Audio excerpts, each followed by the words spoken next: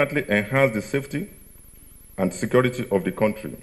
Speaking on the forthcoming off-cycle election in Ondo State, the police chief urged the senior officers to replicate and build upon the successes recorded in Edo State election. He further stated that patrols will be increased and other measures will be put in place to ensure the security of lives and properties throughout Ember Month. In the country's internal security framework is vital.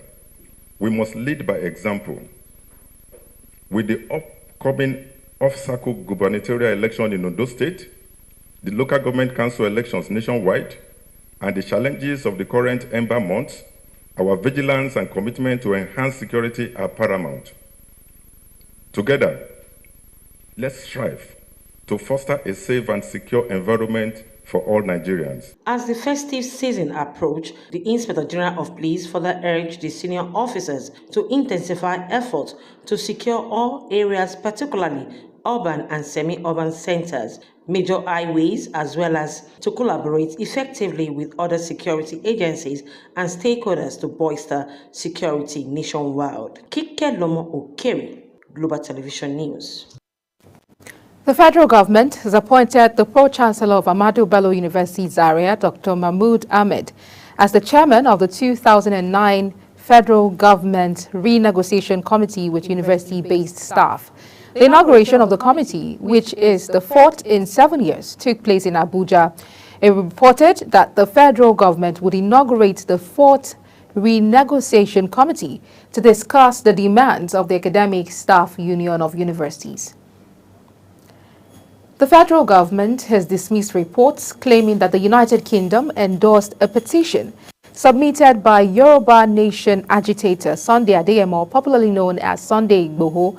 The petition, which called on the UK government to consider the creation of a Yoruba nation, was submitted at 10 Downing Street, London, last week. In a statement, the spokesperson for the Ministry of Foreign Affairs, Ambassador Eche Abuobe, described media reports surrounding the petition as highly misleading. Abuobe clarified that the UK had no official involvement or endorsement of the document. National Youth Service Corps NYSC Director General, Brigadier General Yushal Ahmed, says the scheme is strategically placed to collaborate with the National Center for the Control of Arms and Light Weapons towards the effective sensitization against the rising tide in the transnational movement of illegal arms and weapons within the Nigerian geographical space. The Director General stated this in his response to the request made by the Director General of the Center, retired Deputy Inspector General of Police Johnson Kokumo. General Ahmed said with an annual average mobilization of over 380,000 Nigerian graduate youths and deployment of same to every nook and cranny of the country, the scheme's capacity in this regard is certain. The Joint Action Committee of the Senior Staff Association of Nigerian Universities and the Non-Academic Staff Union of Universities and Allied Institutions has strongly condemned the inauguration of the Renegotiation Committee set up by the federal government. The committee, inaugurated in Abuja, is tasked with renegotiating the 2009 agreement between government and university-based unions. In a joint statement signed by SANU President Mohammed Ibrahim and NASU counterpart Peters Adeyemi, the unions described the event as a charade, accusing the government of prioritizing the Academic Staff Union of Universities while sidelining other unions. For some time now, the traditional medicine practice has continued to gain acceptability in many parts of Nigeria, although some argue that the practice is often counterproductive. Practitioners are recording increased patronage on a daily basis. From Kano, Global Television's correspondent Idris Jibrin reports on how women queue in for herbal medicine. For several months, Habiba Sani has been suffering from menstrual problem leading to a frequent abdominal pain. Despite her repeated visits to the hospital, her problem still persists. But with the help of this traditional physician, Habiba is now free. So many people came here on daily basis, especially women and children, and we give them medicine, and by the grace of God, they used to recover from their sickness. Musa Kau is an itinerant barber, otherwise known as Wanzami among the Hausa people. He specializes in offering traditional health assistance to mostly women and children. It's a practice Musa inherited from his mother. This is a practice I inherited from my mother, and my mother inherited it from her own mother. So it's a practice that we have been doing all along. Although believed to be effective by many, especially these women who queue in here on daily basis, but conventional health practitioners argued that the practice is a double-edged sword. The way the traditional medicine used to be given to people, the dosage, the strength, the traditional medicine doesn't specify dosage and strength of the drugs the way our own English medicine is. But not for people like Musa, who believes that with strict supervision and regulations by government authorities, traditional health practice can significantly reduce the burden and pressure on conventional healthcare institutions across the country. From Kano, Idris Jibrin, reporting for Global Television News.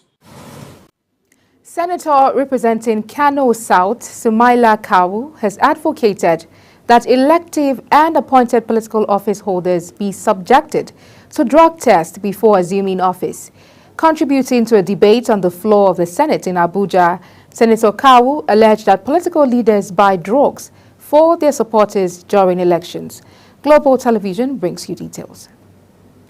Senator representing Kano South, Sumaila Kawu, alleged that most security operatives are drug peddlers. Senator Kawu added that the Hydra-headed problem of drug trafficking and consumption has eaten deep into the fabric of the society. I am happy if all of us can swear with the Holy Quran that they are not in any way in support of drug abusers or intoxicating use in their constituency to take drugs for their political. And Mr. President, we need, whether we are allowing this bill to continue to have an agency or we are strengthening LDE, we need to create a situation where before contesting election or before taking appointment at whatever in government level, you must go for drugs test. Senator Rufai Sani, representing Kano Central, made declaration in a debate on a bill to establish a National Institute for Drug Awareness and Rehabilitation to coordinate and promote awareness, prevent substance abuse, and facilitate the rehabilitation of drug users.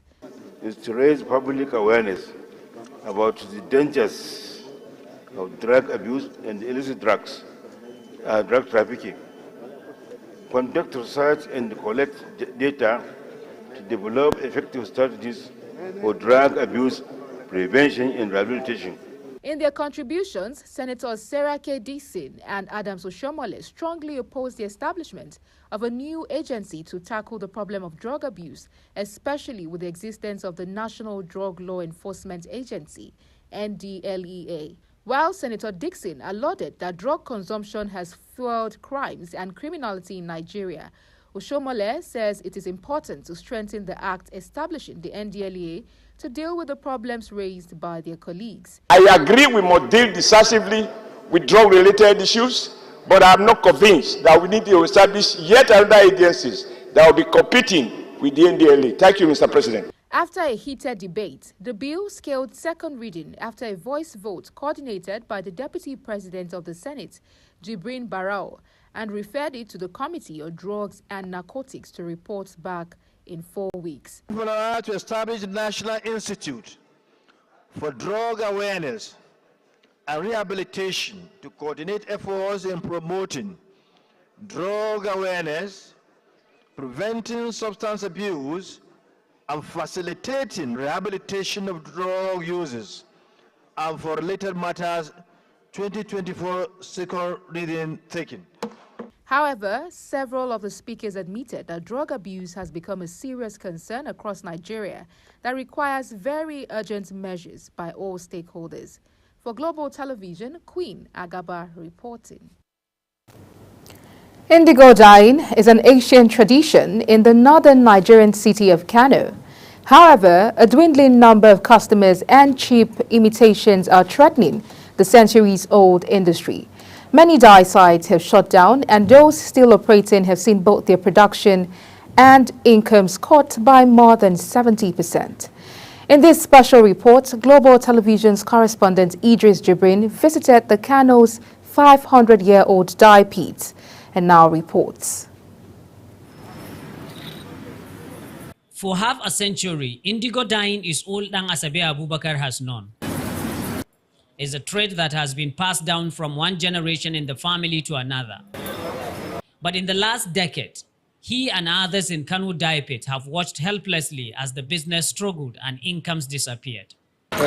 Well, there are so many challenges. As you can see, there are so many pits operating here, but today we have only few of them. But low patronage is not the only threat to these people.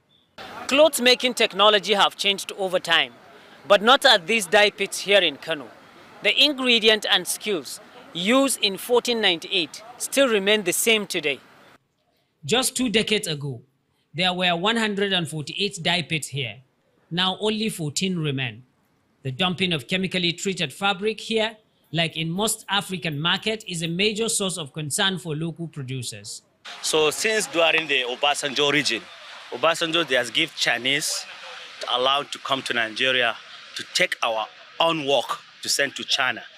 The Chinese product, after Chinese people producing our own product here in Nigeria from China to send it back here and sell it in the Kantun Kori market. So that is our problem we are facing since 2003.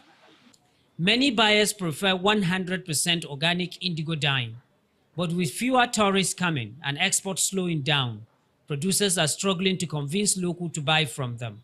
Now we are in bad situation of our economy in Nigeria.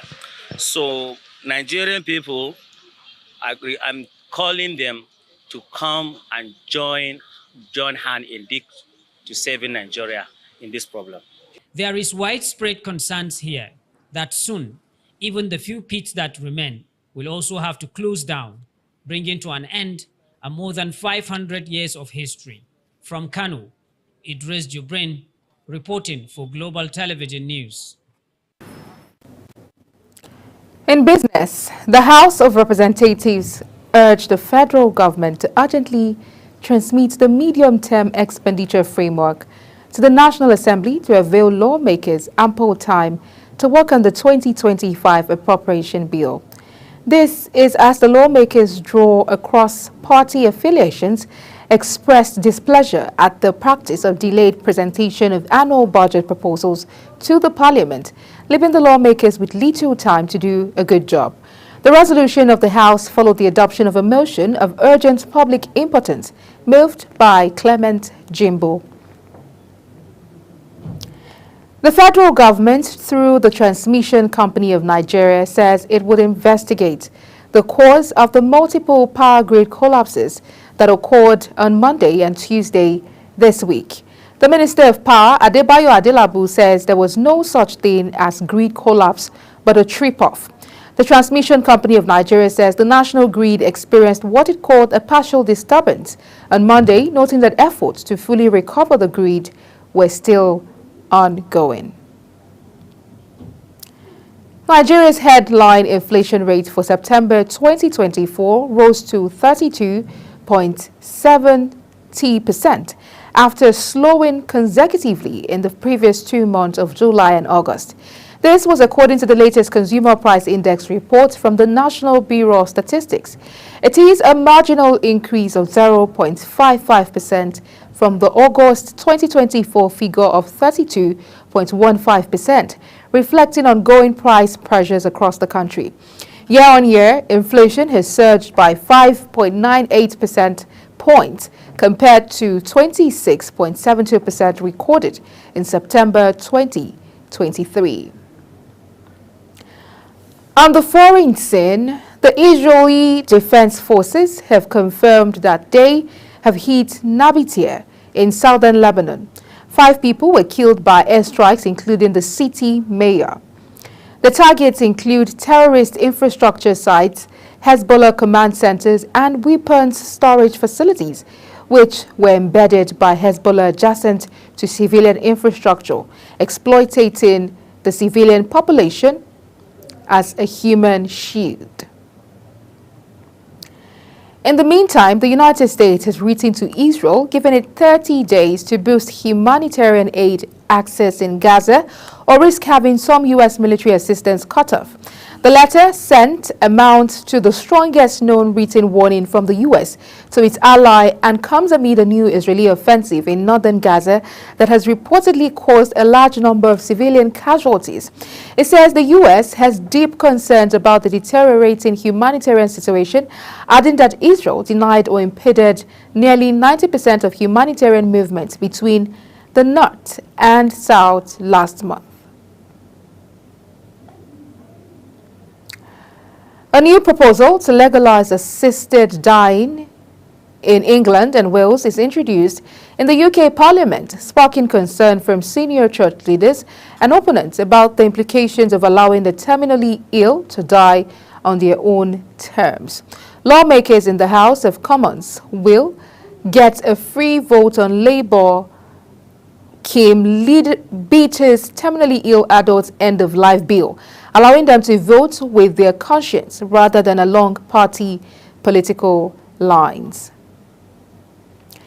In sports, the Confederation of African Football has delisted the Group D second league fixture of the ongoing 2025 African Cup of Nations qualifier between the Super Eagles of Nigeria and the Mediterranean Knights of Libya. The game was earlier scheduled to take place in Libya by 8 p.m. after the first leg took place in Godswill Akpabio Stadium, Uyo. The Super Eagles beat the Mediterranean Knights by a lone goal in the dying minutes of the game. However, the return leg has been greeted with controversy after the Super Eagles players and officials narrated their over 14-hour ordeal at the Libyan airports, leading them to return home. Thomas Tuchel has been named England's new manager, with the German set to start on January 1st, 2025. English Football Association says Tuchel will be assisted by internationally renowned English coach Anthony Barry. As we end the News Express, let's take a look at some of our top stories. A tanker explodes in Jigawa, has killed over 100 people, with several others sustaining varying degrees of injury.